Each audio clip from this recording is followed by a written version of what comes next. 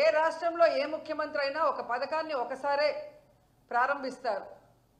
కానీ ఇక్కడ ఏంటో చంద్రబాబు నాయుడు చేయడానికి వేరే పని లేదు కాబట్టి, చేస్తున్నది ఒకటే పథకం కాబట్టి అది ప్రతి నెల మళ్ళీ మళ్ళీ అంటూ ఆ పెన్షన్ కార్యక్రమానికి వెళ్ళటం, ఏ విధంగా ఆయన మాట్లాడుతున్నారో మనం అందరం కూడా చూస్తున్నాం.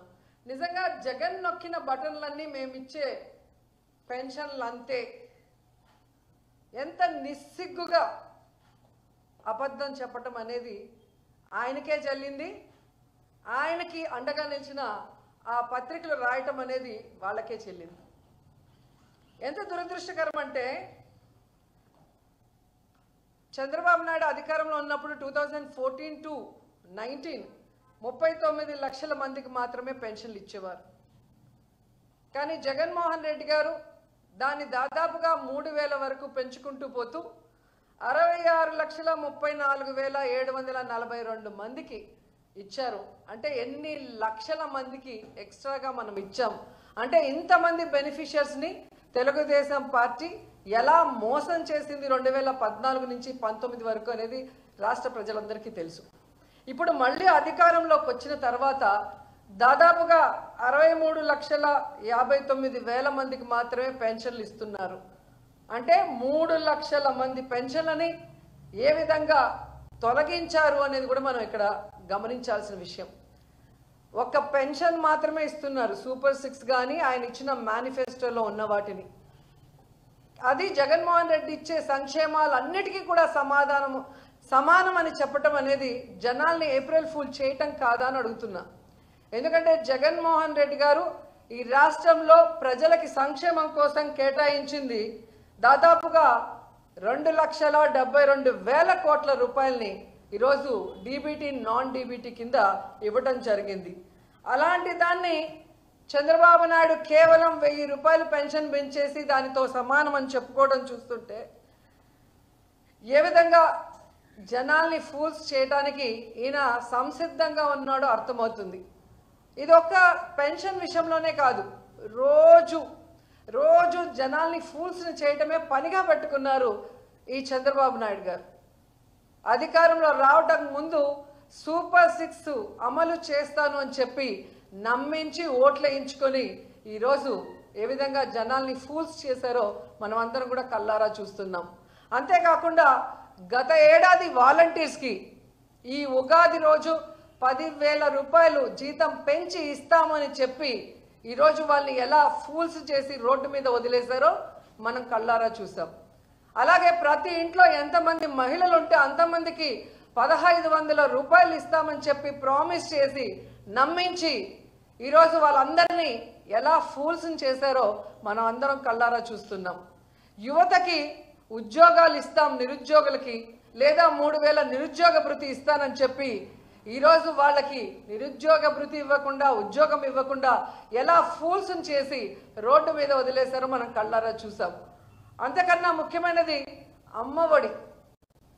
ప్రతి మహిళకి ఎంతమంది పిల్లలు ఉంటే అంతమందికి, ఒకరుంటే 15,000, ఇద్దరుంటే 30,000, ముగ్గురుంటే 45,000 అని ఏ విధంగా అరిచి చెప్పిన చంద్రబాబు నాయుడు ఈరోజు అధికారంలోకి వచ్చాక గత ఏడాది అమ్మఒడి ఇవ్వలేదు, ఈ ఏడాది ఇంతవరకు 1 రూపాయి ఇవ్వకుండా ఆ పిల్లల తల్లులని ఏ విధంగా ఫూల్స్ చేసి రోడ్డు మీదకి వదిలేశారో మనం కళ్ళారా చూస్తున్నాం.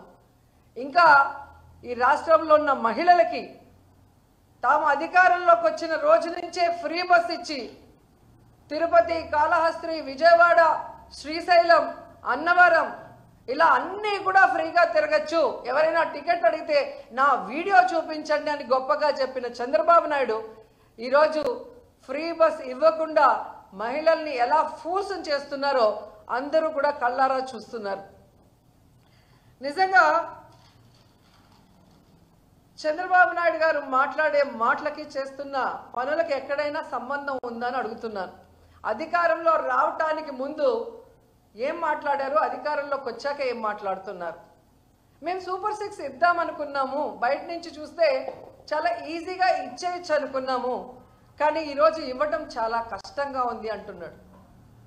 చంద్రబాబు నాయుడుకి సూటిగా చెప్తున్నాను, నీ వల్ల ఈ రాష్ట్ర ప్రజలకి సంక్షేమం అందించడం చేత కాకపోతే మీరు సీఎం కుర్చీలోంచి దిగిపోండి, జగనన్నని కూర్చోబెట్టండి, ఇచ్చిన ప్రతి వాగ్దానాన్ని ఎలా నెరవేర్చాలో జగనన్న చేసి చూపిస్తాడని కూడా ఈ సందర్భంగా తెలియజేసుకుంటున్నాను.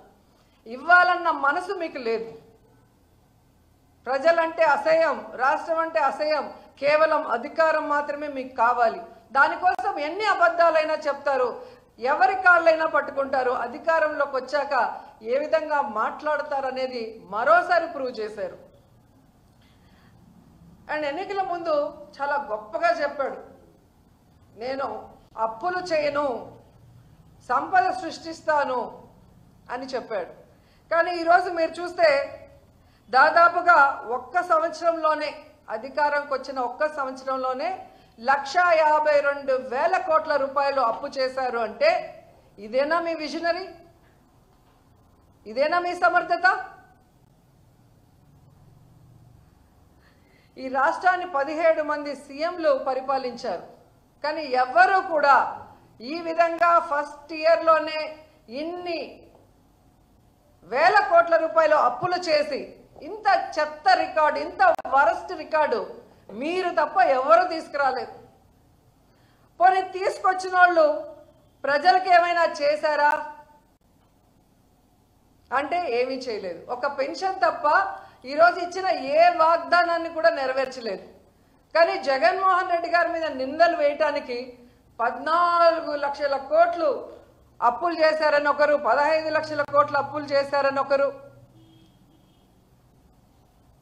16 లక్షల కోట్లు చేశారు, 15 లక్షల కోట్లు చేశారని అబద్ధాలు చెప్పిన మీరు మొన్న అసెంబ్లీలో పయ్యావుల కేశవ్ గారు క్లియర్ కట్గా ఇవ్వటం జరిగింది. 5 లక్షల చేంజ్ మాత్రమే మొన్నటి వరకు అప్పులు ఉన్నాయి జగన్మోహన్ రెడ్డి గారు దిగిపోయే నాటికి. అంటే 14 నుంచి 19 వరకు చంద్రబాబు నాయుడు చేసిన అప్పులు తీసేస్తే జగన్మోహన్ రెడ్డి గారు చేసిన అప్పులు ఓన్లీ 3,39,000 కోట్లు మాత్రమే. ఈ 3,39,000 కోట్ల రూపాయల్లో దాదాపుగా 2,72,000 కోట్ల రూపాయలు సంక్షేమానికే డీబీటీ, నాన్ డీబీటీ ద్వారా ఇవ్వటం జరిగింది. అంతేకాకుండా స్కూల్స్ కానీ హాస్పిటల్స్ని రెనోవేట్ చేయటం, మెడికల్ కాలేజీలు కట్టించడం, అలాగే హార్బర్లు, పోర్ట్లు ఏ విధంగా కట్టించడం, ఇక ఇల్లు కట్టించడం, ఇలా తీసుకుంటూ పోతే ఎంత అభివృద్ధి చేశారు, ఎంత సంక్షేమం చేశారు.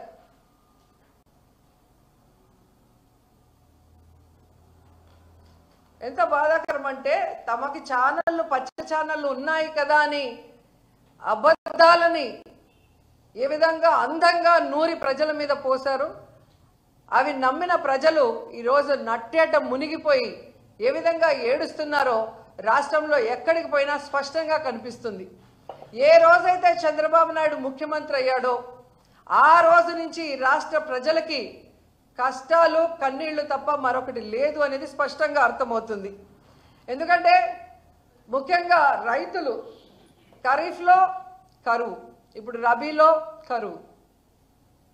ఈవీఎంలన్నీ మేనేజ్ చేయగలిగిన చంద్రబాబు నాయుడు కరువుని మేనేజ్ చేయలేకపోతున్నాడు. ఆయన ఎప్పుడు వచ్చినా ఏ విధంగా కరువుతో జిల్లాలు రైతులు ఎలా అల్లల్లాడిపోతున్నారో మనం కళ్ళారా చూస్తున్నాం. ఈరోజు రైతులకి రైతు భరోసా లేదు, గిట్టుబాటు ధర లేదు, కరువు వస్తే దానికి కాంపెన్సేషన్ లేదు. ఈ విధంగా రైతుల్ని మోసం చేస్తూ ముందుకు వెళ్తున్నారు. అండ్ సిగ్గు లేకుండా ఎన్నికల ముందు లోకేష్ గారు చేసిన కామెడీ పాదయాత్ర 2 రోజులు చేస్తే 2 రోజులు రెస్ట్. ఆ పాదయాత్రలో పెట్రోల్ బంకుల దగ్గర సెల్ఫీలు తీసుకోవటం, సూపర్ మార్కెట్ల దగ్గర సెల్ఫీలు తీసుకోవటం, సబ్ స్టేషన్ల దగ్గర సెల్ఫీలు తీసుకోవటం, మేము కరెంటు పెంచము, మేము పెట్రోల్ డీజిల్ పెంచము, నిత్యావసర వస్తువుల ధరలు పెంచము అని చెప్పి గొప్పగా చెప్పుకున్నారు. ఈరోజు నేను లోకేష్ని సూటిగా అడుగుతున్నాను, మీరు మళ్ళీ పెట్రోల్ బంకుల దగ్గర కానీ సబ్ స్టేషన్ల దగ్గర కానీ నిత్యావసర వస్తువులు అమ్మే చోటికి వచ్చి సెల్ఫీలు తీసుకొని మేము పెట్రోల్ డీజిల్ ధరలు తగ్గించాము, మేము కరెంటు ఛార్జీలు తగ్గించాము, మేము నిత్యావసర వస్తువుల ధరలు తగ్గించామని చెప్పే దమ్ము ధైర్యం ఉందా అని అడుగుతున్నా. ఈరోజు పాల నుంచి పవర్ ఛార్జెస్ వరకు అన్నీ పెంచేసి జనాల జీవితాల్ని నాశనం చేస్తున్న మీకు ఖచ్చితంగా తొందరలో జనాలు బుద్ధి చెప్తారని కూడా ఈ సందర్భంగా తెలియజేసుకుంటున్నాను. ఎందుకంటే వీళ్ళు వచ్చిన తర్వాత ఒక పక్క సంక్షేమం లేదు, ఒక పక్క అభివృద్ధి లేదు, అండ్ చాలా ముఖ్యమైనది మహిళలకి సంక్షేమం లేకపోయినా పర్లేదు కానీ భద్రత లేకుండా పోయింది. వాళ్ళు అసెంబ్లీలో అడిగిన క్వశ్చన్కి ఇచ్చిన ఆన్సర్లోనే మీకు తెలుస్తుంది. జూన్ 24 నుండి జనవరి 25 వరకు 16,809 కేసులు. అంటే ప్రతిరోజు దాదాపుగా 70 మంది మహిళలు చిన్నపిల్లల మీద ఏ విధంగా రేపులు కానీ అఘాయిత్యాలు కానీ టార్చర్లు కానీ న్యాయాలు కానీ అన్నీ జరుగుతున్నాయో వాళ్ళే సాక్షాత్తు అసెంబ్లీలో అడిగిన క్వశ్చన్కి ఇచ్చారు. ఈరోజు జగనన్న అధికారంలో ఉన్నప్పుడు మహిళా పక్షపాత ముఖ్యమంత్రిగా మహిళలకు ఎంత అండగా ఉన్నారో మనం కళ్ళారా చూసాం. కానీ ఈరోజు చంద్రబాబు నాయుడు ముఖ్యమంత్రి అయ్యాక మహిళల కక్ష సాధించే విధంగా ఈరోజు కార్యక్రమాలు చేపడుతున్నారు.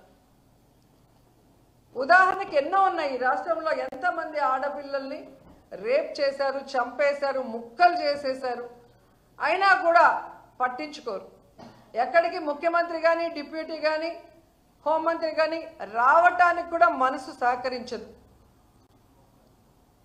ఎందుకు ఇవన్నీ జరుగుతున్నాయి అంటే వీళ్ళు విచ్చలవిడిగా ఈరోజు మద్యాన్ని ప్రవహింపజేయటమే. ఎక్కడ చూసినా బెల్ట్ షాపులు, గంజాయి, డ్రగ్స్ ఈ రాష్ట్రంలో ఉన్న యువతని నాశనం చేస్తుంది. ఆ యువత చేతిలో ఈరోజు ఆడపిల్లలు బలి అవుతున్నది నిజం కాదని అడుగుతున్నా. సాక్షాత్తు ముఖ్యమంత్రి ప్రాతినిధ్యం వహిస్తున్న కుప్పంలో కానీ హోంమంత్రి ప్రాతినిధ్యం వహిస్తున్న వైజాగ్ ప్రాంతంలో ఈరోజు ఎకరాలకు ఎకరాలు గంజాయి పండిస్తుంటే ఏం చేస్తున్నారని అడుగుతున్నా. 100 రోజుల్లో గంజాయి లేకుండా నిర్మూలిస్తామన్న మీరు ప్రాతినిధ్యం వహిస్తున్న చోట ఇంత గంజాయిని పండిస్తూ ఈ విధంగా బెల్ట్ షాపుల్ని పెట్టించి విచ్చలవిడిగా మందు సరఫరా చేస్తూ కొత్తగా డ్రగ్స్ను కూడా తీసుకొచ్చారు. సాక్షాత్తు ముఖ్యమంత్రి గారు నివాసం అంటున్న గుంటూరు ప్రాంతంలోనే ఈరోజు డ్రగ్స్ దొరుకుతున్నాయంటే వీళ్ళు ఏం పరిపాలిస్తున్నారని నేను అడుగుతున్నాను. వీటి వల్లే కదా ఆడవాళ్ళ మీద ఇన్ని అఘాయిత్యాలు జరుగుతున్నాయి. మొన్నటికి మొన్న మనం చూసాం కిమ్స్లో ఫార్మసీ స్టూడెంట్ని ఆ ఏజీఎం దీపక్ అనేవాడు ఎలా బ్లాక్మెయిల్ చేశాడు, ఎలా అమ్మాయిని లోబర్చుకున్నాడు, ఎలా అమ్మాయిని వాడుకున్నాడు. ఈరోజు ఆ అమ్మాయి ఆత్మహత్య చేసుకునేదానికి ఎలా కారణమయ్యాడో కల్లారా మనం చూస్తున్నాం. మార్చి 23వ తేదీన జరిగితే సూసైడ్ అటెంప్ట్ 3 రోజుల వరకు ఆ కేసుని ఎలా నీరుగార్చాలన్న ప్రయత్నమే ఈ ప్రభుత్వం చేసింది. ఎందుకంటే హాస్పిటల్ చంద్రబాబు నాయుడు సామాజిక వర్గానికి ఆయనకు కావాల్సిన మనిషిది. ఆ ఏజీఎం దీపక్ తెలుగుదేశం పార్టీ నాయకుడు. సో వాళ్ళని కాపాడటానికి ఆ తల్లిదండ్రులకి కడుపు కోత మిగిల్చే విధంగా ఆ కేసును నీరుగారుస్తూ ఆ అమ్మాయిని అదే హాస్పిటల్లో ట్రీట్మెంట్ చేస్తున్నట్టు నటించడం అనేది దురదృష్టకరం. ఈరోజు స్టూడెంట్స్, మహిళా సంఘాలు, వైఎస్ఆర్సీపీ అందరూ కూడా పోరాటం చేశాక ఏదో తూతూ మంత్రంగా అరెస్ట్ చేశారు. కానీ ఎందుకు ఈ రోజు వరకు ఆ హాస్పిటల్లో ఉన్న సీసీ ఫుటేజ్ని బయటికి ఇవ్వలేదు అని అడుగుతున్నా. పాస్టర్ గారి విషయంలో వాళ్ళ ఇష్టానికి అక్కడ ఒక సీసీ ఫుటేజ్, ఇక్కడ ఒక సీసీ ఫుటేజ్ అని చూపిస్తూ ఎలా కేసులు డైవర్ట్ చేయాలనుకుంటున్నారో మనం కళ్ళారా చూసాం. అలాగే అనేక కేసుల్లో మనం చూసాం కేసులు డైవర్ట్ చేయడానికి ఎలాంటి సీసీ ఫుటేజ్లు వీళ్ళు బయటకు ఇస్తారని.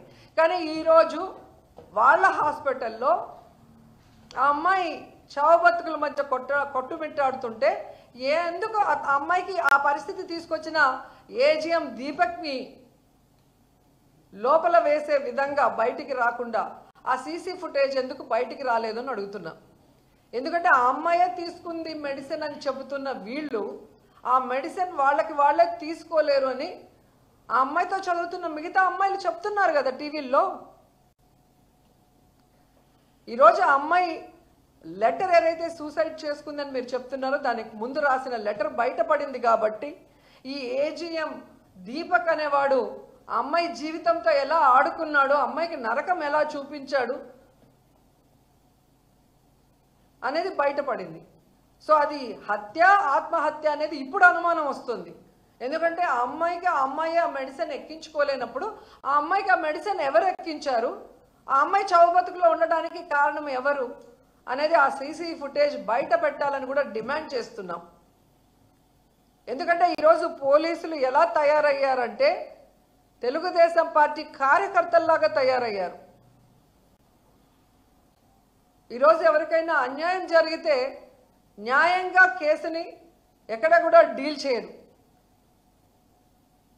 ఈ రెడ్ బుక్ రాజ్యాంగం కోసం బ్లడ్ బుక్ అని పెట్టుకొని ఏ విధంగా పోలీసులే దగ్గరుండి తప్పులు చేస్తున్నారు అనేది మనం స్పష్టంగా చూస్తున్నాం. ఏ విధంగా నేరస్తుల్ని కాపాడటానికి పోలీసులు ప్రయత్నం చేస్తున్నారు, కేసుని డైవర్ట్ చేయడానికి ఏ విధంగా నీరు గార్చడానికి ప్రయత్నం చేస్తున్నారో ప్రతి చోట కూడా మనకు కనిపిస్తుంది. అంతేకాకుండా ఈ వైస్ మేయర్లు కానీ ఎంపీపీలు వైస్ ఎంపీపీల ఎలక్షన్ రోజు కూడా పోలీసులు తమ అధికారాన్ని ఎలా మిస్యూజ్ చేశారనేది కూడా మనకు స్పష్టంగా కనిపిస్తోంది.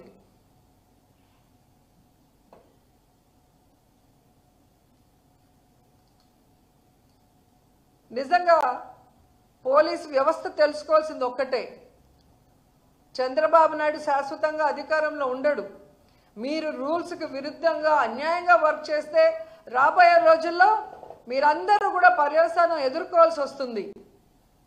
న్యాయ వ్యవస్థ మీద, పోలీసు వ్యవస్థ మీద ప్రజలకున్న గౌరవాన్ని పెంపొందించాలే కానీ ఈ విధంగా అన్యాయం చేసిన వాళ్ళకి అండగా నిలబడి పోలీసులు పని చేయకూడదని కూడా ఈ సందర్భంగా తెలియజేసుకుంటున్నాను. ఎందుకంటే ఈరోజు మీరిచ్చిన ప్రకారమే ఒక రోజుకి 70 మంది మహిళల మీద, పిల్లల మీద అఘాయిత్యాలు జరుగుతున్నాయి, అత్యాచారాలు జరుగుతున్నాయంటే ఎంత దురదృష్టకరమో ఒకసారి చూడండి. సో ఇప్పటికైనా ప్రభుత్వం మేల్కొనాలి.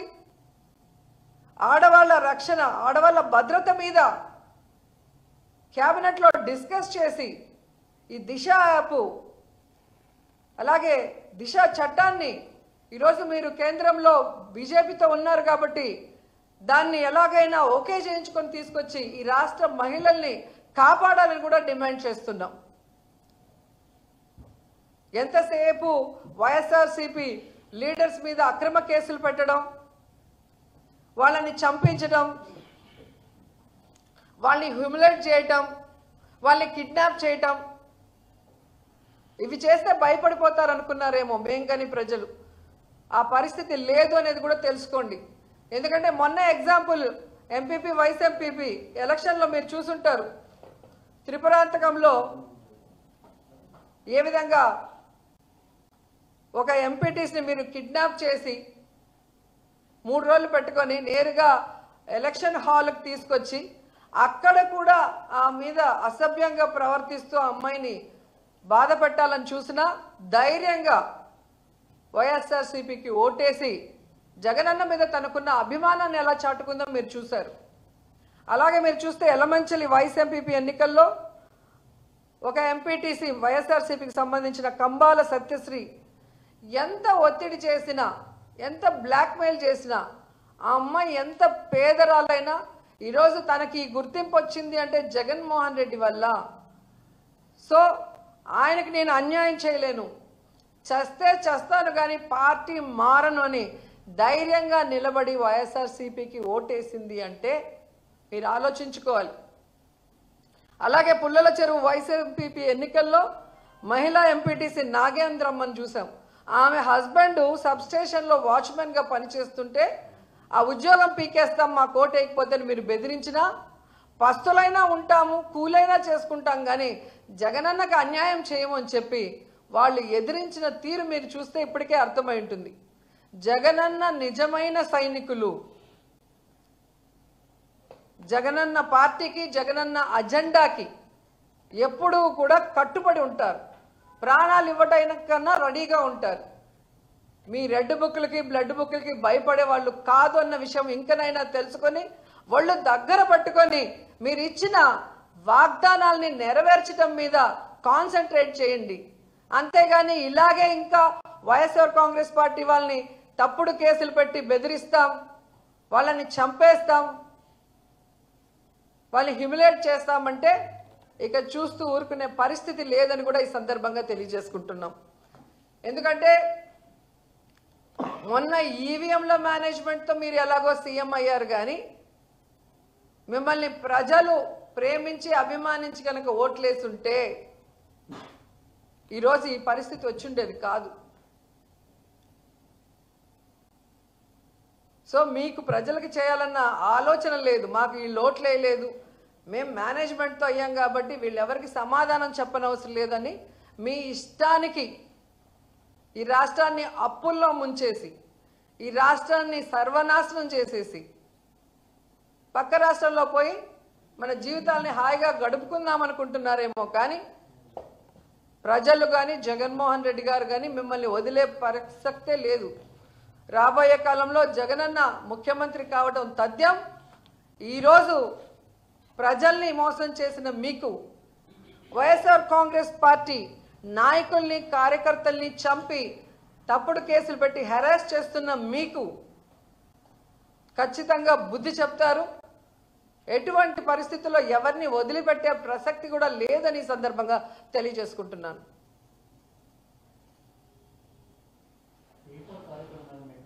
లేదండి,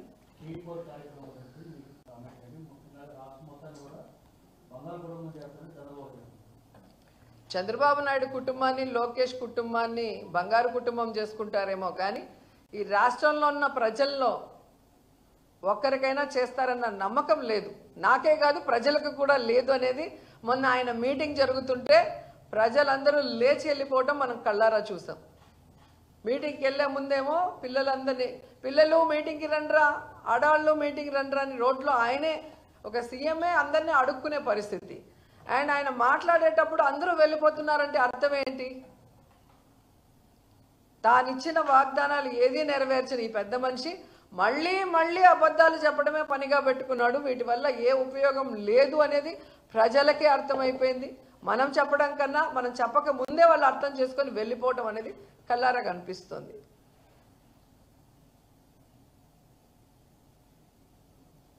అండ్ పవన్ కళ్యాణ్ గారు ఎక్కడ నిద్రపోతున్నారో నాకైతే అర్థం కాలేదు. మొన్న తెలుగుదేశం పార్టీ వాళ్ళు చేసిన వెకిలి డ్రామాలకి,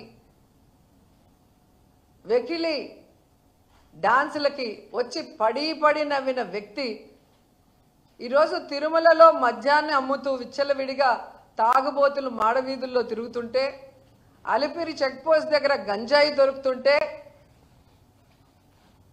ఈ సనాతన యోధుడు ఎక్కడికి వెళ్ళాడు? ఎందుకు ఈరోజు తిరుమల మెట్లు కడగట్లేదని ప్రశ్నిస్తున్నా.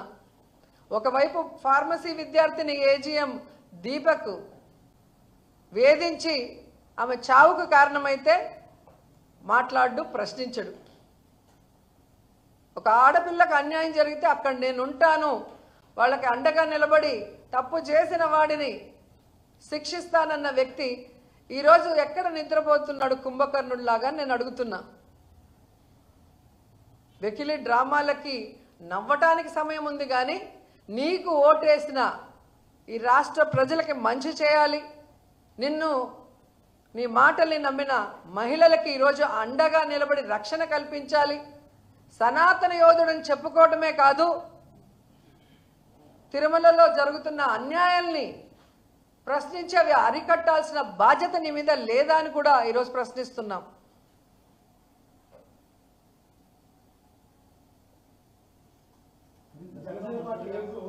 పార్లమెంట్ లో వక్ఫ్ బోర్డు బిల్ సందర్భంగా 2 ఎంపీలు కలిగిన జనసేన పార్టీ కూడా బీజేపీకి సపోర్ట్ చేస్తూ ఇది చేస్తున్నది వక్ఫ్ బిల్ అమెండ్మెంట్ బిల్. దాని గురించి మీరేమంటారు? ఈరోజు వాళ్ళు చేస్తున్న కార్యక్రమం ఈ రాష్ట్రంలో ఉన్న ముస్లిం సోదర సోదరి మనలందరూ కూడా గమనిస్తున్నారు.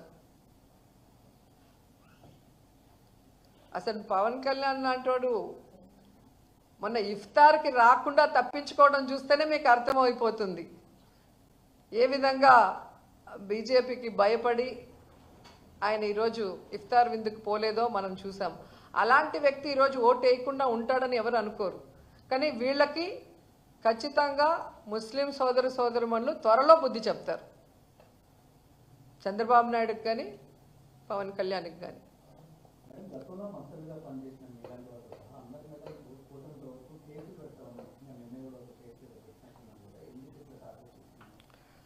అదే అంటున్నాను కదా, బలమైన నాయకత్వాన్ని బలమైన వాయిస్ని తొక్కేయడానికే ఈ తప్పుడు కేసులు పెట్టడం, భయభ్రాంతులకి గురి చేయటం. ఈరోజు వాళ్ళు ఇచ్చిన సూపర్ 6 ఫెయిల్యూర్ అయ్యారు, అది ఎవరు మనం అడగకూడదు. లా అండ్ ఆర్డర్ ఫెయిల్యూర్ అయ్యారు, అది మనం ఎవరము అడగకూడదు. అలాగే ఒక్క ఏడాదిలోనే 1,52,000 కోట్ల అప్పులు చేసి ఆ డబ్బు ఒక సంక్షేమ పథకం ఇవ్వకుండా ఎవరి జోబుల్లోకి వెళ్తుందో ఎవరు ప్రశ్నించకూడదు. అలా ప్రశ్నించే ఏ గొంతైనా కేసు పెడతాం, లోపలేస్తామని భయపెట్టడం. నిజంగా తప్పు చేస్తుంటే ప్రూఫ్ ఉంటే దానికి తగ్గ కేసు పెట్టండి, శిక్ష అనుభవించడానికి ఎవరైనా రెడీగా ఉన్నాం. అంతేగాని దొంగ కేసులు పెట్టి మ్యానిపులేట్ చేసి డైవర్షన్ పాలిటిక్స్ చేయాలనుకుంటే భయపడే వాళ్ళు ఎవరూ లేరు. ఈరోజు ఆయన పెడుతుంటే నవ్వుతున్న వాళ్ళ ఎమ్మెల్యే ఎంపీలు మినిస్టర్లకి రాబోయే కాలంలో మేము నవ్వుతాం. అప్పుడు మీకు తెలుస్తుంది ఆ నవ్వు వెనక నవ్వితే ఎలా ఉంటుందో.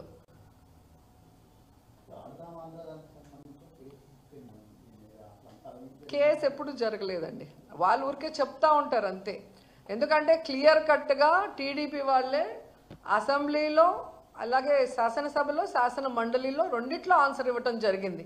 దీనికి ఎంత అమౌంట్ కేటాయించారు, దాన్ని R&B ద్వారా ఎలా టెండర్లకి ఎంత అమౌంట్ కేటాయించారు, ఏ విధంగా పర్చేస్ చేశారు, అలాగే 26 జిల్లాల కలెక్టర్లకి ఆ అమౌంట్ ఎలా ట్రాన్స్ఫర్ చేసి అక్కడ గేమ్స్ని ఆడించారు, ప్రైజ్ మనీ డిస్ట్రిబ్యూట్ చేశారు అనేది క్లియర్ కట్గా ఉంది. ఇక్కడ మినిస్టర్కో లేదా బైరెడ్డి సిద్ధార్థకో ఏం సంబంధం ఉంది? డైరెక్ట్గా అవి జరిగిపోయినాయి. కలెక్టర్లకు వెళ్ళింది, R&B దీనికి వెళ్ళింది. సో దేనికి ఎంత వెళ్ళింది, ఏ విధంగా వర్క్ జరిగిందని క్లియర్గా ఉంది.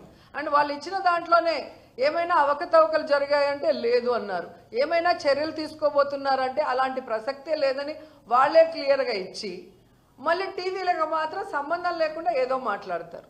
అంటే మొదటి నుంచి వాళ్ళు చేసేది ఆన్ పేపర్ వాళ్ళు అబద్ధం చెప్పలేరు, ఎందుకంటే అది వాళ్ళ మెడకి ఉరితాడులాగా బిగుసుకుంటుంది.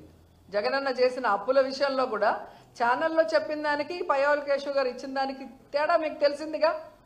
నక్కకి నాగలోకానికి ఉన్నంత తేడా ఉంది. అట్లాగే ఇది కూడా వాళ్ళు ఆన్ పేపర్ ఇచ్చింది, అలాంటి తప్పు జరగలేదు, వాళ్ళకి ఎలాంటి శిక్ష మేము వేయలేదు, ఈ డబ్బు ఏ విధంగా వాళ్ళు ఖర్చు పెట్టారు, ఎవరెవరి ద్వారా అనేది క్లియర్ కట్గా ఉన్నప్పుడు సంబంధం లేని మాకు లేదా బైరెడ్డికి ఏదో కేసులు పెట్టేసినారు అంటే వాళ్ళ మనసులో వాళ్ళకి ఆశ ఉంది, రోజాని అరెస్ట్ చేసేయాలి, సంబరాలు చేసుకోవాలి, లేదా కొడాల నాన్ని అరెస్ట్ చేసేయాలి, సంబరాలు చేసుకోవాలి, లేదా పేరుని నాని లేదా అంబటి. అంటే ఎవరైతే గట్టిగా మాట్లాడతారో, ఎవరైతే టీడీపీ జనసేన చేసే తప్పుల్ని ఎత్తి చూపిస్తారో వాళ్ళని అరెస్ట్ చేస్తే వీళ్ళకి సంబరం. అంతేగాని వాళ్ళు మంచి పనులు చేసి పేరు తెచ్చుకుందాం, వాళ్ళ నోర్లు ముయిద్దాం అన్న ఆలోచనే లేదు వాళ్ళకి.